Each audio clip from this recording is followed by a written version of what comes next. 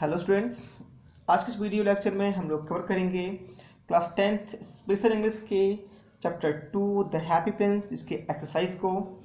सबसे पहले है वोकैबुलरी, फिर है कंप्रहेंशन। इसके पहले जिसका हिंदी एक्सप्लेनेशन था उसे हम पार्ट 1 और 2, 3 में कवर कर चुके हैं। अगर आपको अभी तक इसकी हिंदी एक्सप्लेनेशन नहीं मिली है तो नीचे कमेंट बॉक्स में और नीचे डिस्क्रिप्शन बॉक्स में उसकी लिंक है, आप चाहें तो देख सकते हैं। तो चलिए शुरू करते हैं आज का हमारा ये वीडियो लेक्चर। फर्स्ट है vocabulary. First question, make the list of the word ending in logy, example और निथोलॉजी। कुछ ऐसे शब्द इनके लास्ट में लॉजी वर्ड आता हो, उनकी लिस्ट बनाइए। तो इसका आंसर है list of words ending in logy, example biology, physiology, zoology, pathology, geology etcetera. आप चाहें तो और भी ऐड कर सकते हैं, लेकिन इतनी काफ़ी हैं। देखते हैं क्वेश्चन नंबर 2। क्वेश्चन नंबर 2 में ए और बी में डिवाइडेड है। फर्स्ट कहता है collect the synonym of the following words by consulting a dictionary. Dictionary से कंसल्ट करके जो नीचे कुछ वर्ड्स हैं उनके सिनोनिम या समानार्थी बताइए। जो वर्ड्स हैं एडमायर, हैप्पी, फेमस, लवली, सी, वॉक, स्लम्बर। तो फर्स्ट है आपका जो दिया है वर्ड और उसके सिनोनिम्स हैं एडमायर। एडमायर का सिनोनिम होता है फ्रेज, प्रशंसा करना। हैप्पी खुश, डिलाइटेड मतलब भी होता है सेम। फेमस प्रसिद्ध, नेटेड यानी नाम वाला। लवली प्यारा, प्रिटी मतलब प्यारा। सी मतलब देखना, लुक मतलब भी देखना। स्लम्बर मतलब नींद और स्लीप मतलब भी नींद। वॉक मतलब चलना और मूव मतलब भी गति करना। तो ये थे हमारे वर्ड्स एंड देयर सिनोनिम्स। देखते हैं सेकंड के बी को। सेकंड का बी कहता है collect the antonyms of the following word by consulting a dictionary. Dictionary से कंसल्ट करके दिए गए जो वर्ड्स हैं उनके एंटोनिम्स या अपोजिट दीजिए, विपरीत अर्थ दीजिए। जैसे कि love, friend, beautiful, precious and day. तो क्या हो गए इनके एंटोनिम्स, हम देखते हैं। Words and their antonyms, love, love का होगा हेट, फ्रेंड का होगा इनेमी, ब्यूटीफुल का होगा अगली, है ना, खूबसूरत का कुरूप, प्रीशियस कीमती का होगा चीप, सस्ता, डे का दिन, इसका होगा नाइट। हम लोग देखते हैं question number third. Question third आपसे पूछता है English spelling is not phonetics.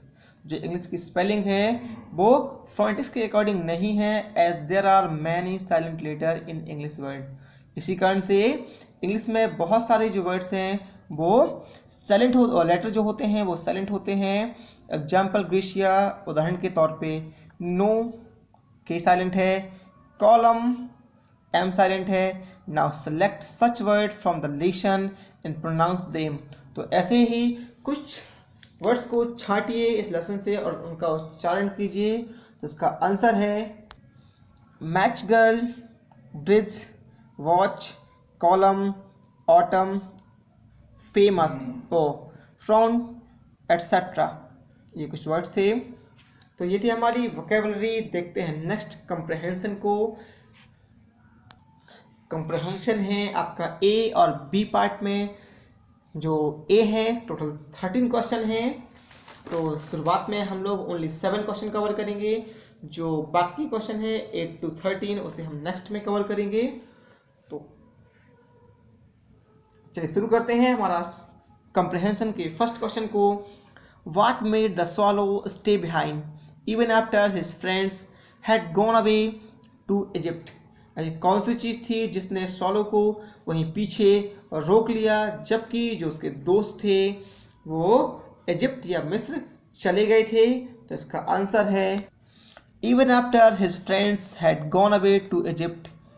चूँकि उसके दोस्त या यहाँ तक कि उसके दोस्त जो है वो मिस्र चले गए थे। द swallow स्टेड बिहाइंड, लेकिन जो swallow था वो पीछे रह गया। क्यों? बिकॉज क्योंकि he was in love with the most beautiful read, क्योंकि उसे एक बहुत ही खूबसूरत रीड से प्यार हो गया था, इसलिए वो वहाँ रुक गया।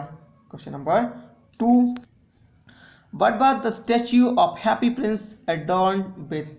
जो हैप्पी प्रिंस का स्टैच्यू था उसे किस प्रकार सजाया गया था। तो इसका आंसर है The statue of the Happy Prince was gilt all over with thin leaves of fine gold. जो स्टैचू था हैप्पी प्रिंस का, उसे पतली उच्च क्वालिटी की या अच्छे सोने की पत्तियों के द्वारा कवर किया गया था. गिल्ड मतलब कवर करना. फॉर आइज, उसकी आंखों के लिए. ही हैड 2 ब्राइट सैफरीज, 2 चमकीले नीलम लगे हुए थे. And a large red Ruby glowed on his sword hilt, और एक बड़ा सा जो लाल रंग का रूबी था उसकी तलवार की मूठ में चमक रहा था. क्वेश्चन नंबर 3 आपसे पूछता है, how did people admire the beauty of the statue of the happy Prince. जो हैप्पी प्रिंस के स्टैच्यू की सुंदरता थी उसकी लोग प्रशंसा कैसे करते थे. तो इसका आंसर है, people admired the beauty of the statue of the happy Prince. लोग जो थे वो हैप्पी प्रिंस के स्टैच्यू की प्रशंसा करते थे. एंड सेड, और कहते थे, he is as beautiful as weathercock, कि वह उतना ही खूबसूरत है जितना कि वीदरकॉक है. चिल्ड्रन सेड, और जो बच्चे थे वो क्या कहते थे, he looks just like an angel, कि जो हैप्पी प्रिंस है वो एक दूत की भांति दिखता है. ये था क्वेश्चन नंबर 3. देखते हैं 4 को. क्वेश्चन 4 कहता है, where did the swallow put up at night. रात के समय जो स्वॉलो था वो कहाँ उतरा था. तो स्टोरी हमने पढ़ी है. The swallow अलाइटेड just between the feet of the happy Prince eight night. रात के समय जो स्वॉलो था वो कहाँ उतरा था, हैप्पी प्रिंस के पैरों के बीच में उतर गया था.